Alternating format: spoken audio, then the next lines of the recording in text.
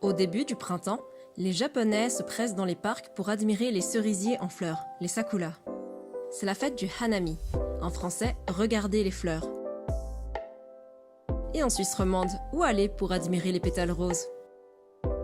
À l'arboretum de l'Aubonne par exemple. Suivez-moi, je vais vous y conduire. Il se trouve entre les communes d'Aubonne, Saint-Livre et de Monthérault, au-dessus d'Alamand. Bien que situé dans le vallon de la rivière qui porte le même nom, l'arboretum est accessible par transport en commun. Il y a plusieurs accès possibles. Celui-ci est mon préféré, car c'est plus court et avec moins de trafic. Un arboretum, c'est un parc botanique dédié aux arbres et aux buissons. Celui de l'Aubonne est à visiter absolument. Plus de 200 hectares de forêt et de prairies accueillent des plantes du monde entier. En plus des végétaux, on y trouve nombre d'insectes, des oiseaux, des amphibiens et encore plein d'autres animaux. Après un cheminement de la forêt, je suis accueillie par les magnolias en fleurs. Ce sont parmi les premiers végétaux à fleurs de notre planète. Les fleurs peuvent être blanches, roses ou même jaunes selon les espèces et les variétés. Certaines sont délicieusement parfumées. Oh là là, je m'égare. Allons vite voir les cerisiers. C'est l'une des plus grandes collections de Suisse et cela se voit aux couleurs. Les cerisiers font partie du genre Prunus qui regroupe également les pruniers, les amandiers et abricotiers par exemple.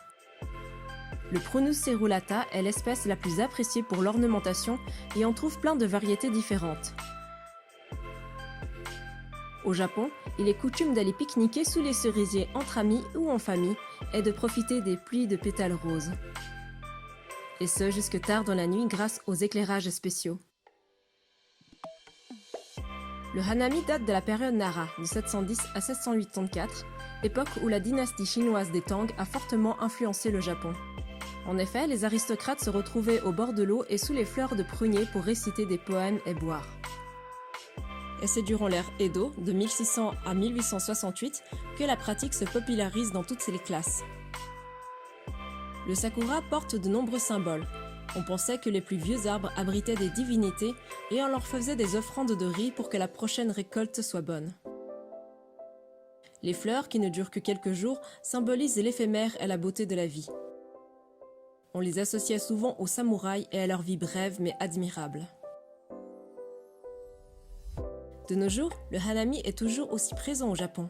Il existe même une météo de la floraison des sakuras qui commence du sud et se termine au nord. Lors de cette période, on trouve pléthore de produits dérivés de ces jolies fleurs. Le soleil va se coucher.